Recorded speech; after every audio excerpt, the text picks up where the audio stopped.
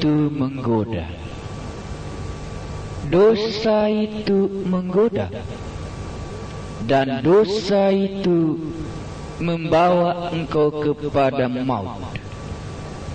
Dan dosa itu membawa engkau kepada kebinasaan. Itulah yang kita akan renungkan hari ini. Mari kita berdoa. Allah yang kami kenal dan Allah yang menceritakan bagaimana dosa itu, kami bersyukur kehadapan-Mu bahwa setiap perkataan-Mu itu benar, dan setiap kali Engkau berbicara, hati kami digugah untuk meyakininya sepenuhnya. Itulah sebabnya suara-Mu masih Engkau kumandangkan hari ini, bahwa dosa itu membinasakan dan membawa maut. Tolonglah supaya kami mengertinya sebagaimana Engkau mau uraikan. Kuduskanlah hamba-Mu ini, kuduskanlah kami, dan Roh Allah ada di tengah-tengah kami, membuat pemberitaan firman Tuhan ini jelas, dan masing-masing kami bertobat dan memuliakan nama-Mu. Tuhan, Engkaulah yang mencekam pikiran kami dan menjauhkan semua yang mengganggu. Di dalam Yesus Kristus Tuhan kami berdoa. Amin.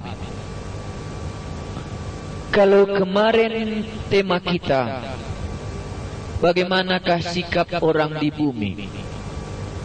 Bagaimanakah sikap penduduk orang di bumi ini waktu Yesus lahir di Bethlehem?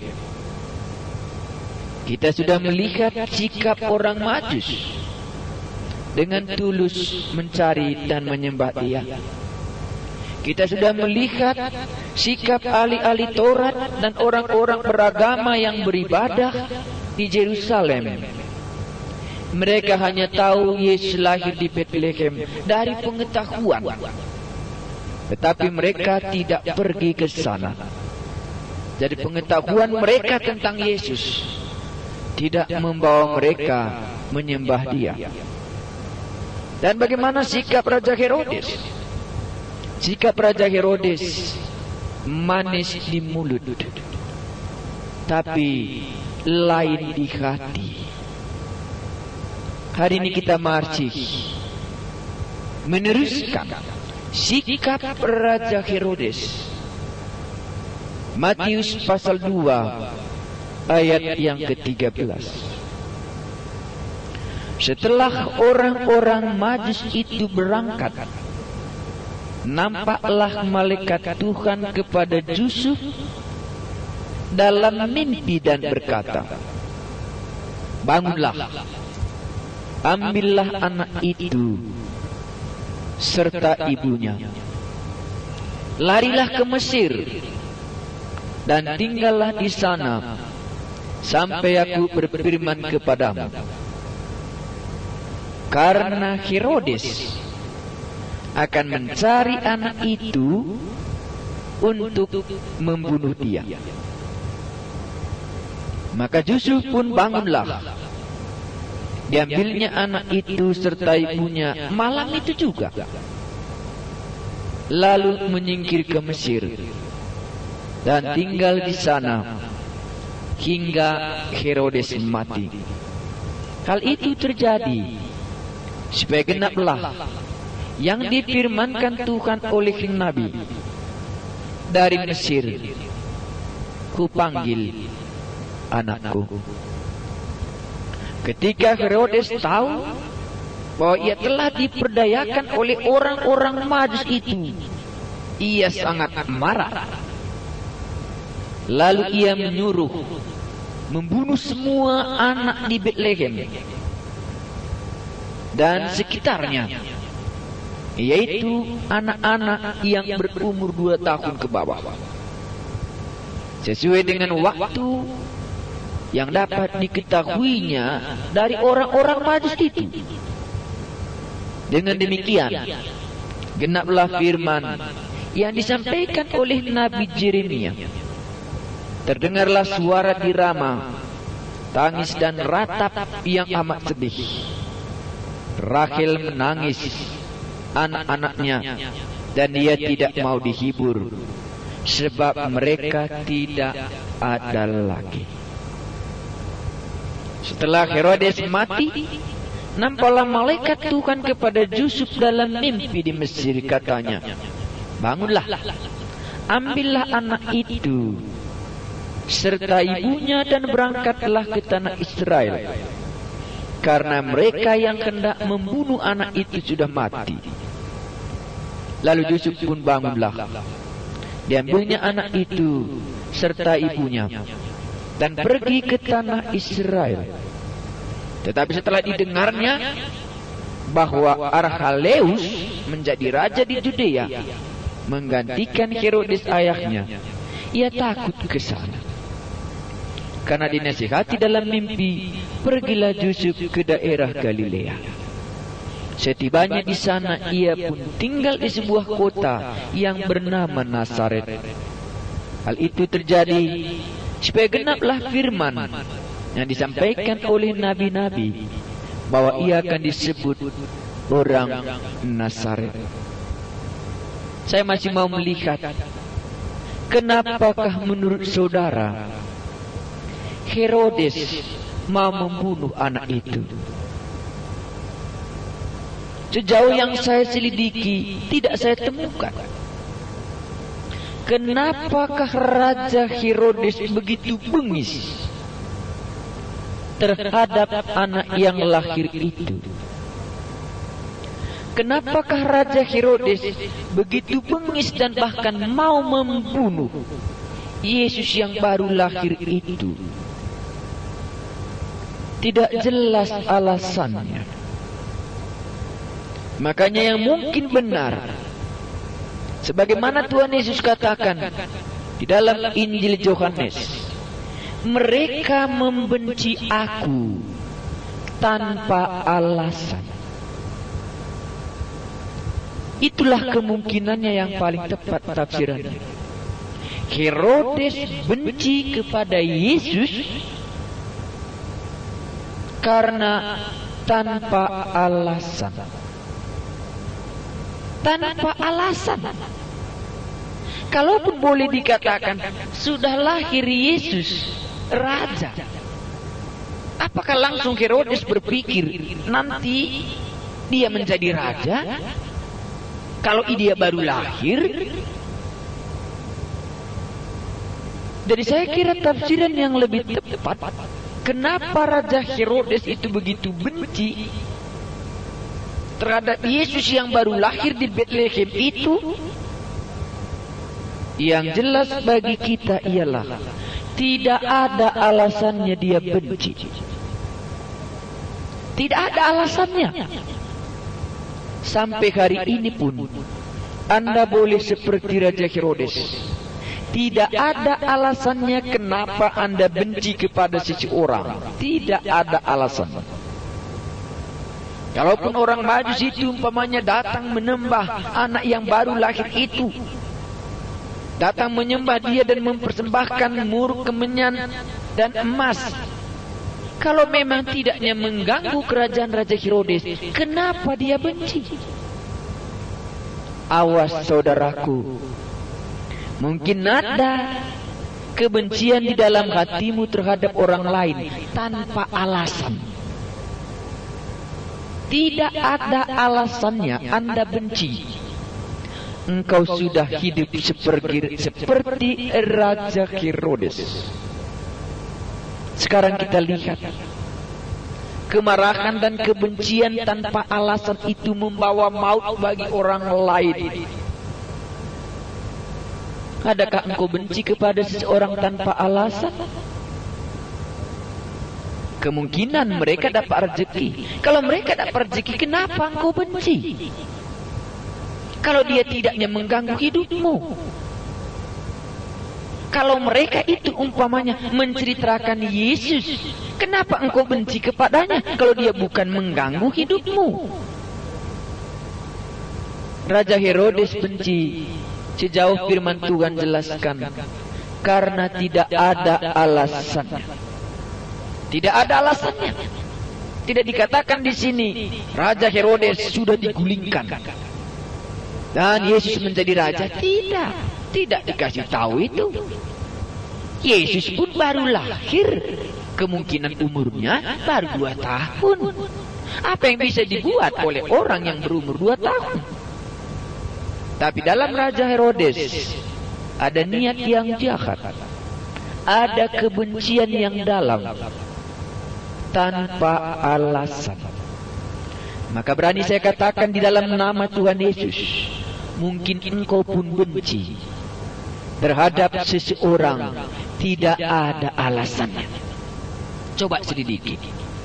Tidak ada alasannya. Dia tidak mengganggu engkau, dia tidak menyakitkan hatimu, dia berjalan sebagaimana seharusnya. Orang-orang Majus datang menyembah dia. Tidak ada alasannya Raja Herodes membenci Yesus. Ayat 13. Setelah orang-orang Majus itu berangkat, nampaklah malaikat Tuhan kepada Yusuf dalam mimpi dan berkata, bangunlah, ambillah anak itu serta ibunya, larilah ke Mesir dan tinggallah di sana sampai aku berfirman kepadamu, karena Herodes akan mencari anak itu untuk membunuh dia. Saudaraku yang kekasih, waktu Yesus masih kecil sudah berusaha dibinasakan. Waktu dia masih kecil sudah berusaha dibinasakan oleh Yang Maha Kuasa, itulah Raja. Tetapi waktu kita baca, bangunlah, ambillah anak itu serta ibunya, larilah ke Mesir dan tinggallah di sana sampai aku berfirman kepadamu, karena Herodes akan mencari anak itu untuk membunuh dia.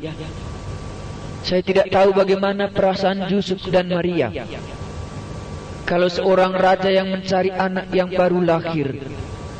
Memang sulit untuk diselamatkan, tetapi dia hanya tahu kalau Tuhan katakan berangkat, dia berangkat. Sebagaimana waktu Tuhan berbicara kepada Yusuf, janganlah engkau menceraikan Maria itu, karena anak yang dikandungnya itu dari Roh Kudus. Dia melakukannya. Bagaimana perasaan Maria dan Yusuf pada waktu itu? Anda mungkin sudah punya pengalaman waktu anak saudara kecil, dan waktu mungkin peperangan pada waktu zaman yang dulu. Anda lari dan membawa anak yang kecil itu. Yesus, Maria dan Yusuf harus berangkat ke Mesir, karena di Mesir itu bukan wilayahnya Raja Herodes.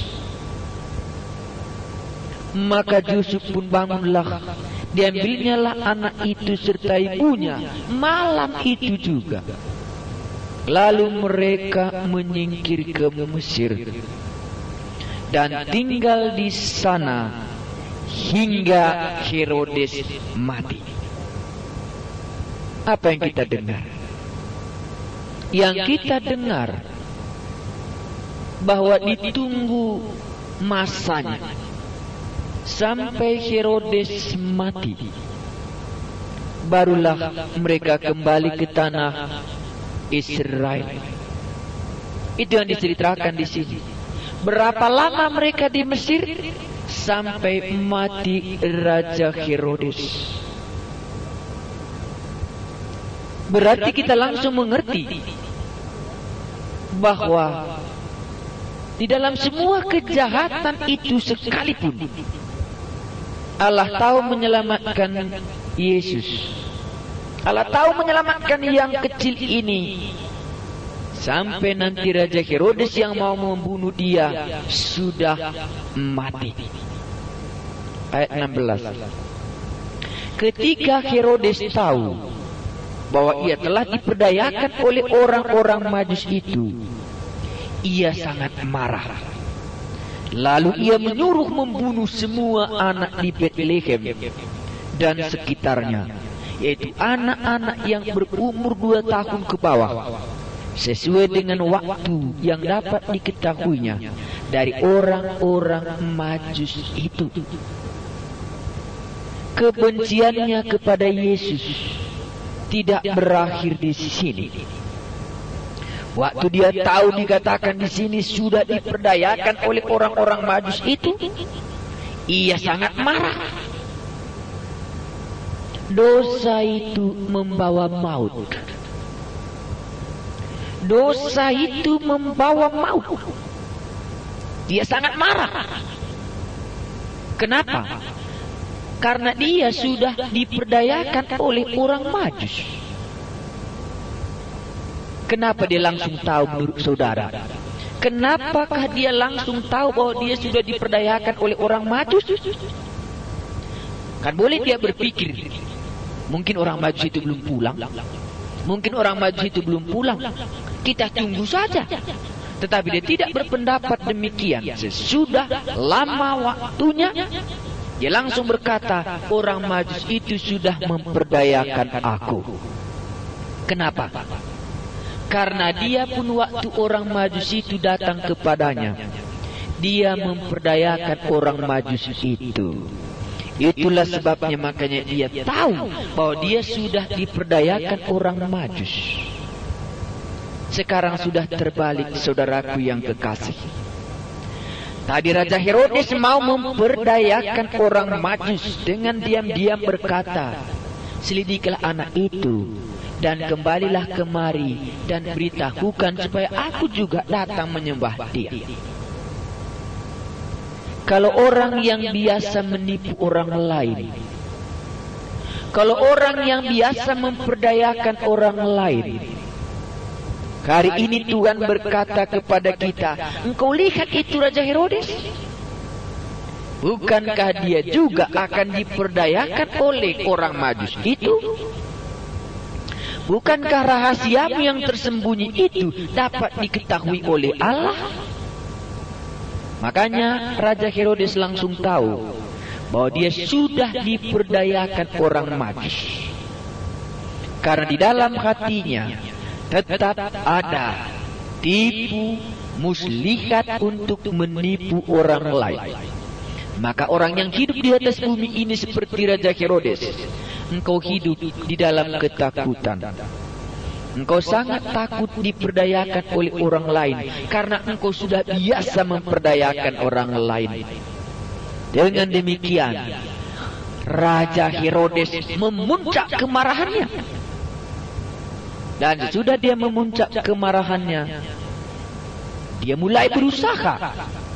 Dia datang ke Bethlehem dan mengeluarkan perintah membunuh semua anak-anak di bawah umur 2 tahun. Kemarahan Herodes mengakibatkan banyak rakyatnya menderita. Kemarahan Raja Herodes mengakibatkan rakyatnya banyak menderita. Saya tidak tahu kalau sampai hari ini engkau menyadari, bukankah karena marahmu itu, bukankah karena dosamu itu sudah membinasakan dan membawa maut, baik terhadap dirimu sendiri, terhadap diri orang lain. Yesus sudah lari ke Mesir. Orang Bethlehem yang sudah menderita. Siapa yang membuat dia menderita? Bukan Yesus. Raja Herodes yang menolak Yesus. Akibatnya dia bereaksi kepada rakyatnya. Rakyatnya yang tidak bersalah. Itulah tempat pelampiasan amarahnya. Saudaraku yang kekasih, setelah Herodes mati, nampaklah malaikat Tuhan kepada Yusuf dalam mimpi di Mesir, katanya, bangunlah, ambillah anak itu serta ibunya dan berangkatlah ke tanah Israel, karena mereka yang hendak membunuh anak itu sudah mati. Duluan Herodes mati daripada Yesus. Saudara-saudara yang kekasih, bagaimanapun kalau memang dia di pihak Allah, tidak mungkinlah dibinasakan oleh Raja Herodes. Sekarang Herodes sudah mati, dan anak itu bisa kembali ke Nazaret, ke daerah Galilea. Karena dikatakan tadi di situ, takut Yusuf karena anak Herodes juga menjadi raja. Karena itu dia lari ke Nazaret, daerah Galilea yang bukan daerahnya Raja Herodes. Di sini saya terus menuruti bagaimana Tuhan menyelamatkan orang yang dikasihinya. Bagaimana Tuhan tahu jalan keluar. Orang Bethlehem sudah menangis.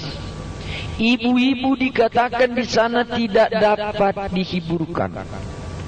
Mereka menangisi anak-anak mereka karena dibunuh oleh Raja Herodes.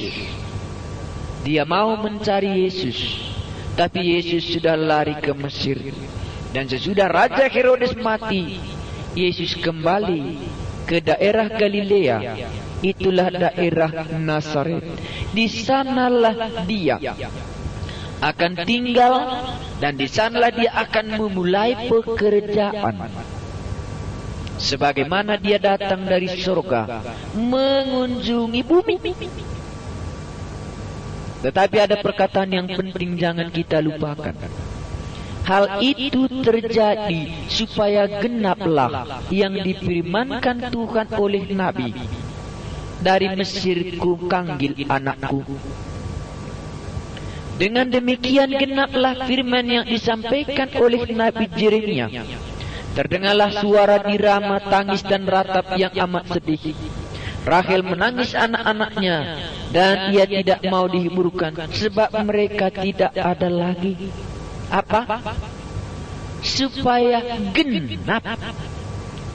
Demikianlah firman yang disampaikan itu harus digenapi.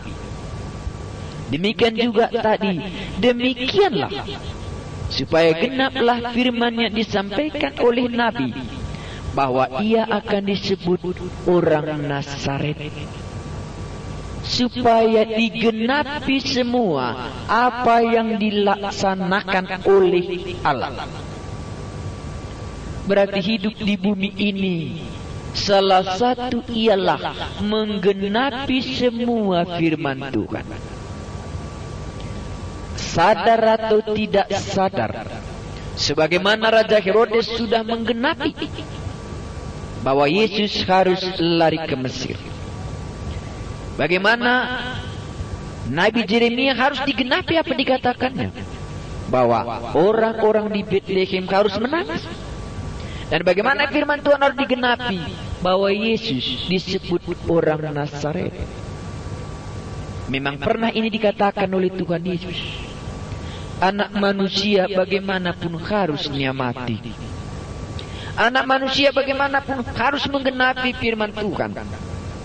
Tapi celakalah dia yang menyerahkan anak manusia itu ke dalam tangan orang yang berdosa. Saya dan saudara hidup di bumi ini menggenapkan apa yang dikatakan oleh firman Allah. Apakah Anda masuk barisan orang Majus mendapatkan keselamatan? Apakah Anda masuk barisan Raja Herodes yang menipu dan ditipu dan yang membunuh dan yang mati? Anda akan menggenapi semua apa yang difirmankan oleh Allah. Karena itu setiap kali kita bergerak di bumi ini, Anda menggenapi firman Tuhan. Apakah Anda akan masuk ke dalam kerajaan surga? Apakah Anda membenci Yesus sebagaimana Raja Herodes? Saudaraku yang kekasih, marilah kita bergerak, marilah kita hidup di bumi ini menggenapkan apa yang Allah sudah katakan, supaya kita bukan masuk seperti Raja Herodes, tetapi kita menggenapkan firman Allah, supaya semua bangsa akan ada di surga. saya dan saudara akan menggenapkan firman Tuhan bahwa kita akan ada di surga kalau Anda mengerti jelas. Semua bangsa harus ada di sana dan Anda menerimanya. Firman Tuhan yang manakah Anda genapkan? Apakah Anda menggenapkan firman Tuhan seperti Raja Herodes? Apakah Anda menggenapkan firman Tuhan seperti orang Majus, mau datang dan sujud menyembah kepadanya? Ataukah Anda sedang membenci dan akan melaksanakan, dan dosa itu membawa maut? Dan dikatakan dalam firman Tuhan, itu juga akan menggenapinya. Tetapi celakalah orang yang membuat orang menjadi binasa. Semua firman Tuhan harus digenapkan. Surga dan neraka harus digenapkan. Tapi celakalah orang yang ke neraka. Tetapi berbahagialah orang yang masuk ke dalam kerajaan surga. Siapakah saudara? Apakah Anda orang Herodes? Apakah Anda orang Yusuf dan Maria waktu mendengar firman Tuhan mau mentaatinya? Mari kita merenungkan firman ini. Rupanya saya hidup di bumi ini untuk menggenapkan apa yang tertulis dalam firman Tuhan ini. Tuhan, kami bersyukur kepadamu. Kami jelas tahu tidak ada alasan Herodes sebenarnya membenci Yesus. Kalau ada di dalam hati kami membenci Yesus tanpa alasan, janganlah kami seperti Herodes, tapi buatlah hati kami lembut dan bertobat. Tuhan, Engkaulah yang mengetahui rahasia hati kami satu persatu. Sebagaimana Engkau mengetahui Raja Herodes, apa yang ada di dalam hatinya. Tolonglah kami, supaya kami dapat diselamatkan dari murka itu, namun mendapatkan hidup yang kekal, oleh karena Engkau mengampuni dosa kami. Di dalam Yesus Kristus Tuhan kami berdoa. Amin.